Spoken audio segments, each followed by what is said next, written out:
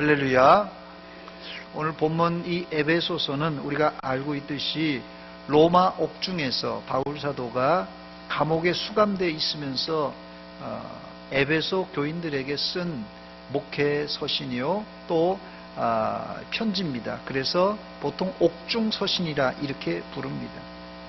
그런데 이 에베소서를 이 로마 옥중에서 왜 쓰게 되었습니까? 로마 옥중에 있는 바울 사도에게 이 에베소 교회의 소문이 솔솔솔 들려오는데 에베소 교인들이 신앙생활을 잘한다는 소문이 들려오는 것이에요. 너무 기뻐서 그래서 더 신앙생활을 잘하라는 그런 의도로 이 에베소서를 쓰게 됩니다. 그렇다면 어떤 소문이 옥중에 있는 바울 사도의 귀에 들려서 이런 마음이 기뻤을까요? 이 에베소서 1장 15절에 보니까 두 가지 이유가 나오는데 이로 말미암아 주 예수 안에서 너희 믿음과 모든 성도를 향한 사랑을 나도 듣고 그랬어요. 나도 듣고 바울 사도가 들었다는 거예요. 너희 믿음과 모든 성도를 향한 그 사랑의 행위를 내가 들었다 그렇게 말하고 있습니다. 그래서 기뻐서 에베소 교인들에게 편지를 썼습니다. 에베소 교인들은 비록 바울 사도가 멀리 떠났지만은 전에 바울 사도에게 배운 것을 잊지 않고 잘 믿고 지켰고 더불어 그런 믿음에서 우러나오는 이 사랑을 실천했습니다. 선생님이 학생들을 가르쳤는데 학생들이 선생님이 멀리 떠난 후에도 선생님의 가르침을 잘 지킨다는 소리를 들었을 때 선생님이 얼마나 기쁘겠습니까? 바울 사도는 로마 옥중에서 고생하고 있었지만 자기가 가르쳤던 이 학생들, 즉 에베소 교인들이 신앙생활 잘한다, 믿음으로 사랑으로 실천에 잘 옮기고 있다 하니까 너무나도 기뻤고 위로를 받았어요. 감옥이었지만 위로를 받았다는 말이에요. 사실 요한계시록 2장에 보면 에베소 교회 기사가 나옵니다. 7교회, 이 아시아의 7교회 중에 제일 첫 번째로 에베소 교회가 등장하는데 불행하게도 에베소 교회는 첫사랑을 잃은 교회로 이렇게 나옵니다. 우리가 그래서 이 요한계시록 2장을 보면 이거 뭐 에베소 교회 사랑을 잃어버린 교회 뭐 쓰레기 같은 교회 아닌가 우리가 이렇게 생각할 수 있는데 그런데 이 첫사랑을 잃어버리고 첫사랑이 식었다는 말을 우리가 잘 생각해 보면 에베소 교회의 첫사랑은 아주 뜨거웠다는 것을 우리가 반증적으로 알 수 있습니다. 그렇다면 이 에베소 교인들이 처음 믿을 때 가졌던 사랑은 언제적 이야기입니까, 여러분? 바로 바울 사도가 에베소 교회를 개척하여 2년 6개월 동안 두란노 서원이라는 곳에서 특별하게 집중해서 에베소 교인들을 가르치고 또 처음 믿을 때 12명의 이 개척 멤버가 있었는데요. 그들에게 말씀을 전하고 이 바울 사도가 안수할 때 그들 모두가 성령의 충만함을 받았던 그런 사건이 있습니다. 바로 그때 아마도 처음 성령의 충만함을 받고 또 2년 6개월 동안 두란노 서원에서 말씀을 집중적으로 배우면서 에베소 교인들의 이 마음이 아마 뜨거워졌을 것이라. 아마 그때 있었던 사랑, 아마 그게 첫사랑이 아닌가 생각해 볼 수 있습니다. 그러니 바울 사도가 옥중에서 에베소 교인들을 생각하고 기도할 때 감사가 저절로 나왔던 것이죠. 야, 에베소 교회 교인들 참 뜨거운 사람이더라. 이런 소문이 났기 때문에 그렇습니다. 그래서 이 에베소서 1장에 이런 간절한 감사 기도를 이제 드리게 됩니다. 그래서 1장에는 이 바울 사도의 감사 기도가 기록되어 있습니다.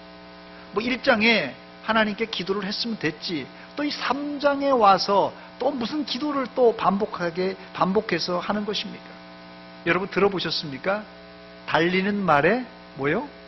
채찍이라는 말이 있잖아요. 잘 달리고 있지만 더 잘 달리라는 그런 의미입니다. 에베소 교인들이 믿음과 사랑의 실천을 잘 하고 있지만 거기에 만족하지 말고 더 잘하라는 그런 의도로 이제 두 번째 기도를 하고 있습니다. 오늘 이 두 번째 기도에서 이 바울 사도는 이 에베소 교인들의 신앙과 믿음이 더 깊어지고 더 성숙하라는 그런 의도에서 기도와 권면을 하고 있습니다. 첫 번째 살펴볼 것은 바울 사도가 에베소 교인들을 위해서 어디서 어떻게 기도했냐는 것이, 먼저 장소입니다. 어디서 했습니까? 지금 제가 설명드렸듯이 로마 옥중입니다. 에베소 3장 1절입니다. 이러므로 그리스도 예수의 일로 너희 이방인을 위하여 뭐라고요? 갇힌 자 된 나 바울이 말하거니와, 갇힌 자 되었다, 본인이 스스로 옥에 갇힌 자 되었다, 이렇게 말합니다.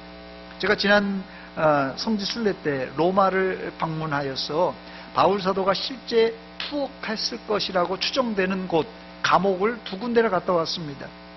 지금은 이 감옥이 뭐 성지 순례객이나 관광지로 변해서 멋있게 꾸며놨습니다만은 2000년 전에 죄수들을 잡아 가두던 감옥은 말 그대로 지옥과 방불한 그런 아주 음침하고 음산하고 지하 감옥이기 때문에 빛이 전혀 들어오지 않는, 마치 이게 뭐 짐승이나 살 수 있는 그런 토굴 같은 곳입니다.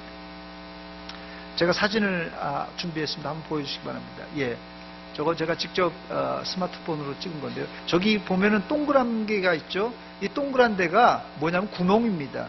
여긴 지금 1층이에요.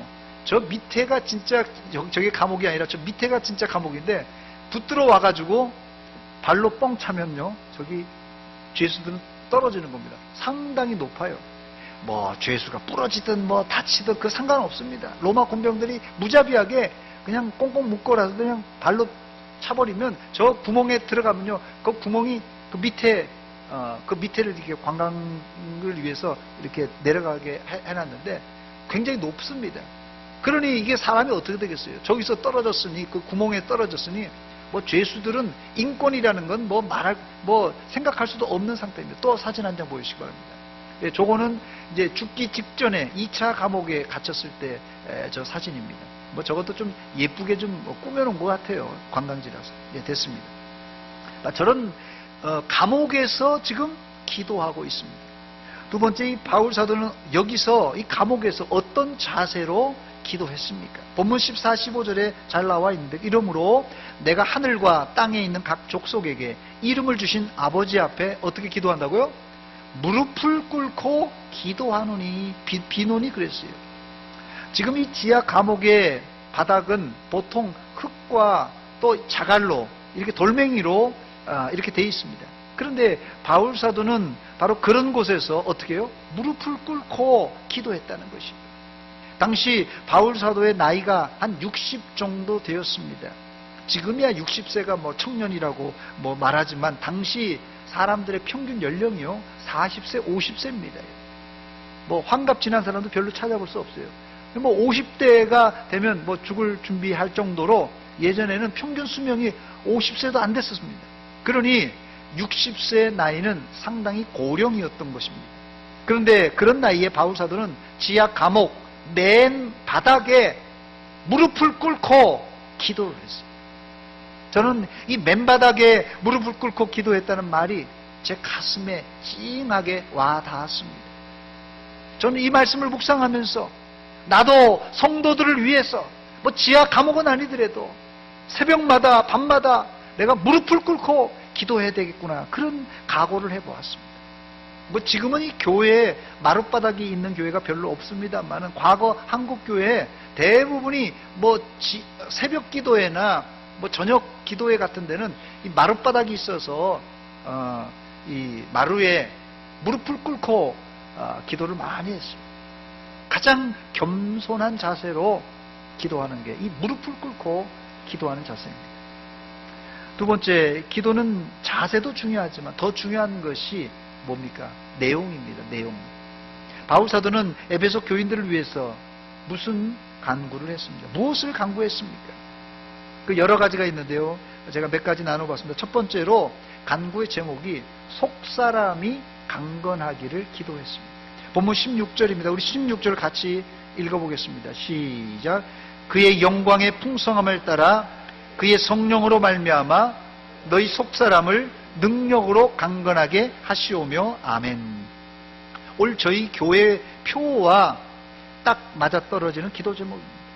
이제까지 한국 교회는 주로 외적, 양적인 부흥을 위해서 기도했습니다. 예를 들면 교인 숫자의 증가를 위해서 기도했고, 더 나아가 큰 예배당을 건축하기 위해서, 예배당 건축하고 나서는 기도원을 건축하기 위해서, 기도원 건축하고 나면 교회 묘지를 구입하기 위해서, 이런 일을 위해서 기도를 열심히 했습니다. 그러나 이제부터 우리부터라도 내면의 변화, 성숙과 성장을 위해서 기도해야 될 때입니다. 그게 한국 교회가, 우리 교회가, 아니 내가 사는 길이에요. 그렇다면 바울사도가 간구한 이 속사람이 능력으로 강건하라는 말은 구체적으로 무슨 뜻입니까? 이 속사람은 영어 성경에 보니까 더 inner man이라고 이렇게 됐어요. 속사람. 그냥 영어 그대로 해석을 했던 것 같아요. inner man. 이 inner 안에 있는 사람이라는 게 속사람, 이게 뭡니까? 이 사전적인 의미가 보니까 속에 있는 존재, 이렇게 되어 있습니다. 속에 있는 존재. 그래서 이 속사람을 속마음으로도 바꿀 수가 있습니다. 그렇다면 이 속사람, 속마음이 어떻게 강건해질 수 있습니까? 우리의 속사람이 강건해질 수 있는 동력이 있는데요. 그 동력이 바로 성령으로입니다. 성령으로. 따라하시기 바랍니다. 성령으로 가능한 것이. 즉 성령님이 내 안에 충만하면 우리의 속사람이 강건해진다는 말씀이에요. 인간의 마음은 연약해서 약간 이상한 소리만 들어도 뭐가 상한다고요? 속상해요. 속상해. 아이고 속상해. 왜 속상합니까? 속이 강건하면요 상하지 않습니다. 왜 상하는 거예요? 뭐가 왜 상하는 거예요? 과일이 왜 상하는 거예요? 이게 비실비실해서 상하는 거예요. 다른 건 멀쩡한데 왜 상해요? 이게 비실비실해서 상하는 거예요. 음식이 왜 상해요? 인간의 마음은 연약해서 이게 뭐 어떤 얘기만 들어도 속상하고 어떤 얘기를 들어도 상처가 납니다. 속사람이 상처를 안 받으려면 속사람이 튼튼해야 됩니다. 속사람이 튼튼하려면 내 힘 가지고는 안 돼요. 내 마음 가지고는 안 돼요. 성령님께서 내 안에 오셔야 가능합니다. 오늘 우리 교회 표가 뭡니까? 성령의 열매를 맺는 성령의 사람이 되자라는 것이에요. 성령의 열매는 아무나 맺는 게 아니에요. 속사람이 강건해야 맺을 수 있는 열매입니다. 요즘 아이들이 전보다도 이 체격 조건이 아주 좋아요. 체격 조건이 커요. 그런데 체력은 이 형편이 없습니다. 교회도 마찬가지입니다. 교회도 과거보다 건물이면 건물, 사람이면 사람, 돈이면 돈, 교회가 건물도 잘 지어지고 사람도 많아지고 또 돈도 많습니다. 그러나 이런 교회, 현대교회 한번 시련의 비바람이 불어오면 사정없이 흔들리고 깨지고 자초되는 경우 많습니다. 여러분 웬만하면 큰 교회는 뭐 이렇게 비바람이 불어와도 안 흔들려야 되잖아요. 그런데요 서울에 제가 아는 교회만 해도 아주 큰 교회고 교인들도 많아요. 그런데 한 번 이런 회오리 바람이 부니까요 교회가 그냥 막 박살이 나는 경우가 있습니다. 진짜예요. 이게 지금 내실이 강건하지 못해서 그래요. 껍데기는 그냥 건물은 잘 지어놓고 사람 수도 많다 그러고 예산도 많다 그러는데 한 번 비바람이 불어치니까 그냥 공중 분해되는 거예요. 큰 교회가. 그런 교회 많습니다 지금. 한국 교회 겉껍데기는 볼만한데 속이 부실해서 그런 것입니다. 올 한해 여러분들은 속사람이 강건하여서 성령의 열매를 맺는 성령의 사람이 되시기를 주의 이름으로 축원합니다.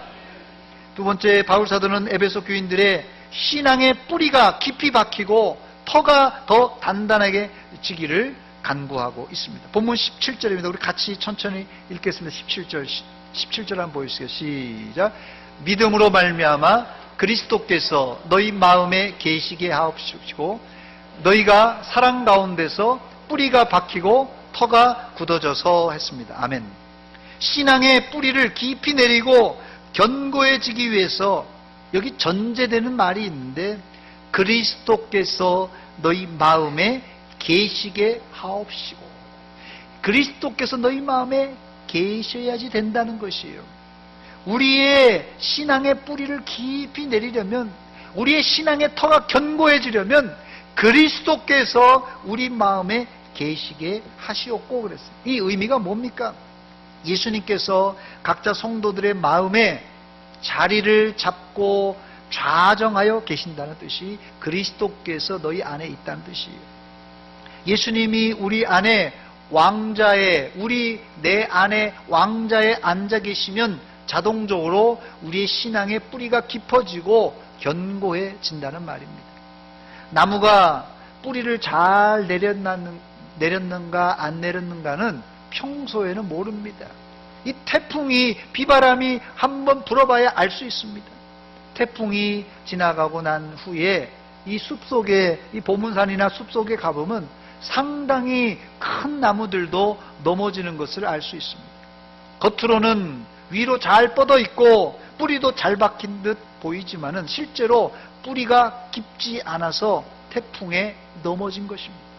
우리의 신앙도 뿌리를 내리지 못하면 늘 불안해요. 어때요, 여러분들? 여러분 구역 식구들 중에서도 늘 애기들처럼 불안한 사람 있잖아요. 이 사람은 신앙의 뿌리를 깊이 내리지 못해서 그럽니다. 저를 한번 따라서 하시기 바랍니다. 신앙의 뿌리를 깊이 내립시다. 신앙의 뿌리를 깊이 내린 사람은요, 시련의 비바람이 와도 절대 흔들리지 않습니다. 더 나아가 신앙의 뿌리를 깊이 내리라는 말은 예수 그리스도께 깊이 뿌리를 내리라는 말이에요. 그때 어떤 가뭄이 올지라도 풍족한 물과 자양분을 공급받아서 우리가 넉넉히 살 수가 있습니다. 제가 자료 화면을 하나 준비했습니다. 사진 하나 보여주시기 바랍니다. 저게 이제 사막에 사는, 광야나 사막에 사는 조각목입니다. 조각목이 뭐죠? 우리가 잘 아는 법궤를 만들었던 나무입니다. 저게 뭐 별로 볼품 없어요. 저거 가지고 어떻게 만들었나 할 정도로 나무가 그렇게 뭐 외모가 예쁘지가 않습니다. 그런데요, 이 사막에 생존하는 저 나무가 뿌리가 얼마나 깊은지 모릅니다. 보통 이 조각목은 30m, 40m, 어떤 기록에 보면 50m까지 내려갔다고. 50m라니까 전 이게 상상이 안 가더라고요. 땅 밑으로 어떻게 뿌리가 50m 내려갈까? 그런데 여러분, 왜 저 나무가 속절없이 뿌리를 50m나 40m나 30m를 그렇게 뿌리를 내린 것입니까? 그 이유가 있습니다. 저거는 나무가 말이에요, 처절한 자기 생존의 법칙이에요. 자기 살려고, 나무도 자기가 살려고 저 밑에 지하수에, 저 밑에 물이 흐르고 있는데, 사막이라도 밑에 흐르거든요. 그 물까지 가려고 20m, 더 30m, 40m, 50m까지 이렇게 뿌리를 내려서 가뭄이 오고 또 험한 환경에서도 꿋꿋이 저렇게 열매 맺고 자랄 수 있는 것입니다. 그렇습니다. 우리 신앙도 마찬가지예요. 우리 신앙도 예수 그리스도께 깊이 뿌리를 내리는 처절한 몸부림이 있어야 영적 가뭄과 기근에도 잎이 청청하고 열매를 맺는 것이에요. 만약에 저 사막의 광야에 뿌리를 깊이 내리지 못하고 힘들다고 그냥 한 10m, 5m만 내리고 있으면 어떻게 되겠어요? 아마 그건 벌써 말라 비틀어져서 이 세상에 존재도 하지 않을 거예요.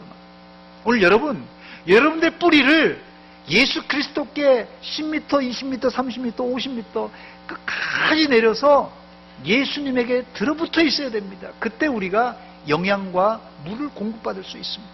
그래서 바울 사도는 골로새 교회에 편지를 쓰면서 이렇게 말했어요. 골로새서 2장 7절입니다. 거기 보니까 그 안에 뿌리를 박으며 그랬어요. 그 안에가 뭡니까? 예수 그리스도 안에 뿌리를 팍 박으란 소리예요. 그래야지 이제 견고하게 굳게 세워질 수 있다는 말입니다. 세 번째, 바울사도는 에베소 성도들이 그리스도의 사랑을 깊이 알기를 기도하고 있습니다. 본문 18절입니다. 우리 같이 읽겠습니다. 시작. 능히 모든 성도와 함께 지식에 넘치는 그리스도의 사랑을 알고 했습니다. 그런데 이 19절에 그 사랑이 추상적이라서, 사랑이 추상적이잖아요. 그래서 사랑의 규모를 깨닫기를 간구하고 있어요. 19절도 우리 같이 읽어보겠습니다. 시작. 그 너비와 길이와 높이와 깊이가 어떠함을 깨달아 하나님의 모든 충만하신 것으로 너희에게 충만하게 하시기를 구하노라. 아멘. 에베소 성도들의 신앙이 단순히 예수 믿고 구원받고 예수 믿고 천국 가는 그 정도의 어린아이 같은 신앙이 아니라 하나님의 그 사랑의 깊이를, 또 넓이를, 크기를 깨달아서 성숙한 신앙인이 되기를 바울사도는 원했습니다. 우리나라 단어, 이 안다라는 단어는 상당히 불확실한 단어입니다. 예를 들면 대한민국 사람들 중에 아마 다 나는 문재인 대통령을 압니다, 아마 그렇게 다 얘기할 거예요. 나는 문재인 대통령을 압니다. 그러나 그 안다라는 의미는 상당히 제한된 의미입니다. 겉으로 드러난 문재인 대통령의 직책, 대통령을 알고 얼굴을 알고 신문이나 방송에서 보도된 그 자료들을 통하여서 문재인 대통령을 안다, 이런 뜻입니다. 만약에 이런 아는 수준으로, 잘 들으세요, 이런 문재인 대통령 정도를 아는 정도로 우리가 신앙생활에서 하나님을 안다 하면 어떻게 되겠습니까? 내가 성경을 안다, 하나님을 안다, 예수님을 안다, 천국을 안다, 이런 수박 겉핥기 식으로 알기 때문에 이런 사람들은 절대 구원에 이르는 믿음에 도달할 수가 없습니다. 여러분, 잘 들으세요. 여러분, 이것은 하나의 정보를 아는 거지 진정한 신앙이 아닙니다. 여러분, 그래서 바울사도는 하나님의 사랑의 넓이와 길이와 높이를 에베소 교인들이 어떻게 해요? 체험하기를 원했어요. 체험하라는 거예요. 본문 19절에 이 안다 혹은 깨닫는다라는 단어가 나오는데요, 여기 단어의 그 헬라어 원어를 찾아보니까 카탈람바노라는 뜻입니다. 이 카탈람바노, 좀 어려운데요, 두 단어가 합쳐진 단어입니다. 이 카탈람바노나 단어는 원 의미는 탈취하다, 적극적으로 뭘 붙잡다, 뭐 그런 뜻입니다. 이게 뭐 이해한다는 말과 탈취하다, 무엇을 붙잡다, 이게 뭐 연관성이 없는 것 같아요. 왜 바울사도는 헬라어 알다, 깨닫다라는 단어가 사실은 앞에 이 기노스코라는 단어가 있습니다. 아주 일반적인 그냥 알다, 우리가 지금 얘기하는 것처럼 알다라는 단어예요. 기노스코라는 단어가. 근데 이 단어를 안 쓰고 왜 뒤에 이 카탈람바노라는 단어를 썼을까? 제가 묵상하면서 그 이유를 한번 찾아봤어요. 하나님의 사랑의 깊이는 절대 이 지적인 머리로 알 수 있지 않는 거예요.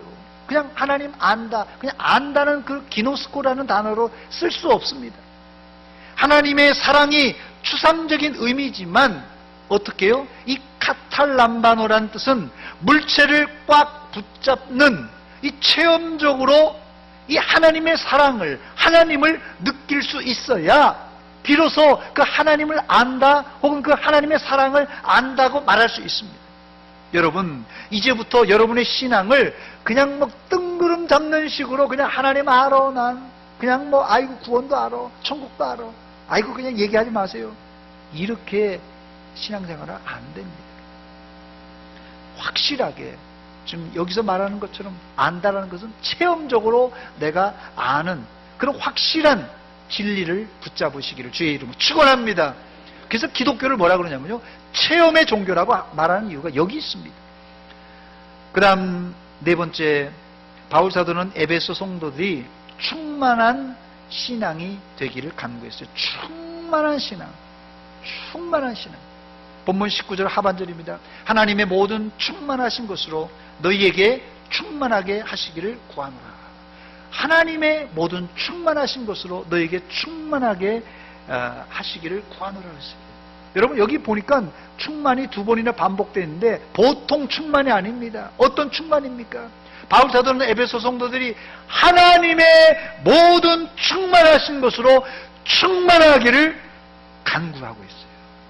사실 우리가 기도하고 바라는 것이 무엇입니까? 이 나이를 먹게 되면요, 저도 어른이 되니까 예전에는 표현이 좀 추상적이었어요. 뭐 하늘만큼 땅만큼 사랑해요, 뭐 이런 식으로 추상적인, 어릴 적에는 이런 표현을 합니다. 근데 나이를 먹고 어른이 되면 상당히 계산적이에요. 하나님께 기도해도 하나님 지금 100만 원이 부족합니다. 100만 원 주세요. 하나님 1000만 원이 부족합니다. 1000만 원 주세요. 이런 계산적인 기도를 많이 합니다. 이것 주세요. 저것 주세요. 그런데 바울 사도는 간구하기를 뭘 간구하라고요? 하나님의 충만, 다른 말로는 하나님의 무한대를 구하라고 말하고 있어요. 하나님의 충만한 것으로 에베소 성도들이 충만하기를 간구합니다. 저는 제가 생각해도 그렇게 계산적이진 않은데 이런 기도를 못 해봤던 것 같아요. 왜 그럴까 했더니 이 속이 좁아서 그래요. 속이 좁아서. 하나님의 무한대의 충만, 하나님의 쏟아 부어주시는 그 충만을 우리가 체험해야 되는데 우리가 그냥 아이고 요거나 주세요. 나 요거 먹고 떨어져야 됩니다. 이거 안 돼요. 이거 안 돼요. 그렇습니다. 하나님은 한량없는 은혜, 하나님의 한량없는 은혜, 하나님의 무한대의 은혜를 우리에게 날마다 쏟아 부어주시기를 원하십니다. 그 충만한 은혜를 받기 위해서 여러분, 우리가 그냥 내 그릇을 요만큼 해서 요만큼만 주세요, 그냥 나 이거 먹고 그냥 그만 할랍니다가 아니라, 여러분, 하나님이 넉넉히 부어주시도록 우리의 마음을 활짝 열고 우리의 입을 활짝 열어서 하나님의 부어주시는 것을 기다리는 믿음의 넉넉한 성도들이 되시기를 주의 이름으로 축원합니다. 그런데 바울 사도가 이런 엄청난 은혜를 구할 수 있었던 이유가 있었는데, 그 이유가 바로 다음 절 20절의 근거에 섭니다. 우리 20절도 같이 읽어보겠습니다. 시작. 우리 가운데서 역사하시는 능력대로 우리가 구하거나 생각하는 모든 것에 더 넘치도록 능히 하실 이에게 아멘. 제가 아주 좋아하는 구절입니다. 20절이. 그렇습니다. 하나님은 시시한 하나님이 아니십니다. 우리가 구하거나 심지어 생각하는 것보다도, 구하고 생각하는 것보다도 더 넘치도록 채워주신다는 거예요. 저는 이 말씀이 얼마나 좋은지 몰라요. 내가 구하고 생각하는 것보다 더 좋은 것으로 채워준다는 말이 너무너무 은혜가 됩니다. 2019년 올 한 해는 여러분들의 믿음의 스케일을 좀 넉넉히 확장시켜서 하나님의 충만을 체험하시기를 축원합니다. 여러분, 하나님께서 넉넉히 주겠다는데 왜 우리는 좀 밴댕이 속처럼 요거밖에 못하는 거예요? 이거 하나님이 주시더라도 이거 못 받아요. 하나님은 지금 하나님의 무한대의 축복을 우리에게 주시려고 원하는 것입니다. 마지막으로 5번째, 바울 사도는 하나님의 영광을 간구하고 기도를 맺고 있습니다. 본문 21절 함께 읽겠습니다. 시작. 교회 안에서와 그리스도 예수 안에서 영광이 대대로 무궁하기를 원하노라. 아멘. 말씀을 맺습니다. 2019년 여러분들은 어떤 기도의 제목을 가지고 시작했습니까? 바울 사도는 에베소 교인들이 다른 거 아니었어요. 뭐 외형적으로 뭐 어떻게 얘기가 아니라 속사람이 강건하고 신앙의 뿌리를 깊이 내려 어떤 환난과 비바람이 불어와도 흔들리지 않고 하나님의 충만으로 충만하기를 간구하고 있습니다. 이런 목회자의 기도와 더불어 에베소 성도들의 기도가 딱 합쳐질 때, 이런 바울 사도의 기도와 에베소 성도들의 기도가 합쳐질 때 에베소 교회는 성령의 역사가 불같이 일어나는, 말 그대로 처음 사랑이 활활 타오르는 그런 뜨거운 사랑의 교회가 되었습니다. 물론 나중에는 좀 식어서 문제였지만 그때 당시에는 굉장히 뜨거웠다는 것이에요. 올 우리 교회도 바울 사도의 기도와 소원처럼 신앙의 깊이가 깊어지고 속사람이 강건하여 역경 중에서도 성령의 열매를 맺는 성령의 사람들이 다 되시기를 주의 이름으로 축원합니다. 목사도 여러분들을 위해서 기도하겠습니다. 목사도 마치 감옥에서 에베소 성도들을 위해서 무릎을 꿇고 기도하는 바울의 심정으로 기도하겠습니다. 여러분들도 여기 있는 목사를 위해서 기도해 주시고, 또 성도들을 위해서 기도해 주시고, 연약한 자들을 위해서 기도해 주시고, 또 여러분 자신을 위해서 간절히 기도함으로 오늘 아침에 말씀드렸던 이 성령의 충만함, 이 신통하는 역사를 체험하는 그런 뜻깊은 해가 되시기를 주의 이름으로 축원합니다. 축원합니다. 같이 기도하겠습니다. 하나님 아버지, 은혜와 사랑 감사드립니다. 이 오후 시간에 바울의 기도로 우리에게 도전을 주신 하나님, 우리의 기도가 짧고 우리가 기도가 빈약했습니다. 이제 우리가 기도가 간절하게 하시고 뜨겁게 하시고 깊게 하여 주시사 하나님의 놀라운 풍성과 충만을 체험케 하여 주시옵소서. 예수님의 이름으로 기도하옵나이다. 아멘.